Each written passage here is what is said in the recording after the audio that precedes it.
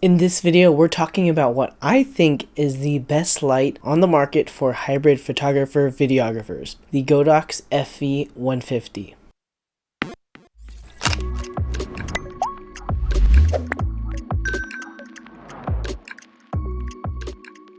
What's up guys, RGB Photo here and welcome back to the channel. So for those of you who are new, my name is Reggie Ballesteros and I'm a wedding photographer based in the San Francisco Bay Area. So for most of my photography career, I've been using traditional speed lights for all of my work. And then when I started my YouTube channel, I began collecting a few cheap LED lights to light up my studio setup. But a few months ago, I was contacted by EM Great to try out the new Godox FV150, a hybrid flash LED light. And while I was not paid to say anything specific, they did provide the light to me free of charge for this review. Okay, so what is a hybrid flash LED in the first place? Well, instead of traditional flash tubes, hybrid flash LEDs use an overcharge on the LED to simulate flash. And for me, a photographer and YouTuber, this sounds like the perfect light to add to my arsenal for double duty purposes. But first, let's talk about the hybrid flash LED technology in general. So it does have a few distinct advantages. So first, due to being an overcharge of the LED, there's actually no efficiency loss during high-speed sync flash. And this is in comparison to traditional flashes which use a series of flash pulses to cover beyond the sync speed.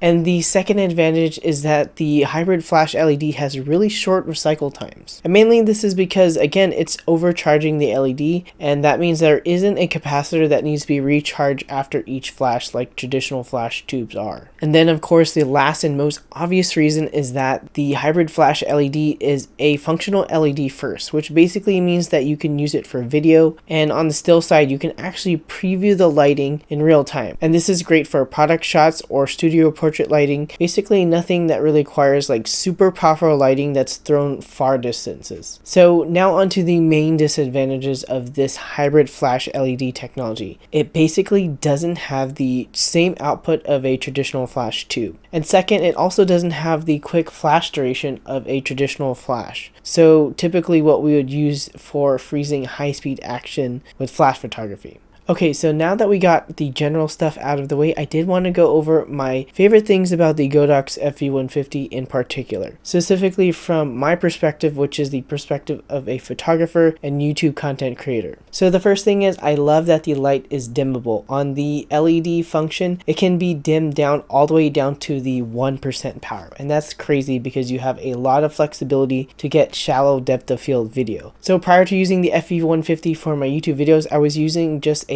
normal LED bulb, and the main disadvantage of that LED bulb was that it didn't have any type of power control. It was just one level of power the entire time, which means I had to stop down my lens quite a bit in order to get correct exposure. But with the FV150, again, it's dimmable, so that means I can go all the way to 1.4 wide open and not have any overexposed highlights. The second advantage is its awesome remote control. Basically, I can turn off the light and I can also turn it back on at a moment's notice, as well as change the power like that over time.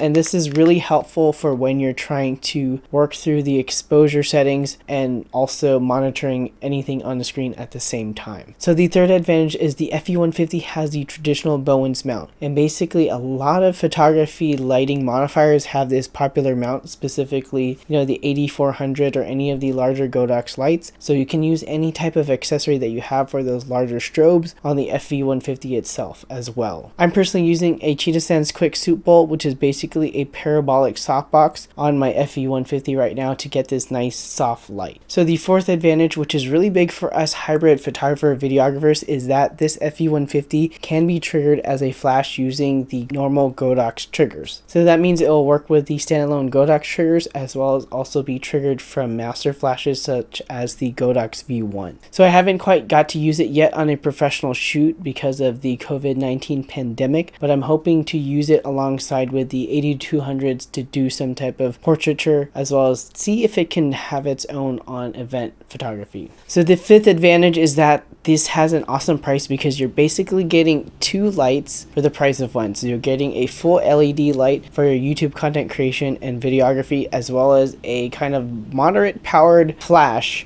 that's using the hybrid flash LED technology. And lastly, I think the one awesome thing is when you put it in the flash mode, you have the ability to turn on a modeling light. And while the modeling light is good for previewing the exposure of the scene, I also like to use it, especially for mirrorless cameras, as a way to buff up the autofocus and basically have a autofocus always on light. Okay, so now on to the cons, or at least the things that you need to keep in mind before purchasing this light. First is the size and weight. Basically, when you're going to be putting it up on any type of light stand, be sure to use a counterweight. It is not a small light, and it is a little top heavy when you use it on top of a stand. So next, again, I already mentioned this before, but it does not have a short flash duration. You cannot use this for dragging the shutter with the same results as you would have as a flash, which would freeze the person in the scene and then let the swirls happen. I'll have to do more testing on that, but I am very confident that you're not going to have that short duration flash, so you can't use this in lieu of a fast shutter speed. So the only way you can really use this is to make it very bright and still have the proper shutter speed to do what you need to do as far as still photography goes. And the last disadvantage is that this is a light that needs to be plugged in. I'm not quite sure if you can use any type of V-mount battery power, but anything like that will still be also very bulky in comparison to using a light like the 8200. So again, the plug-in requirement really affects the portability as far as using it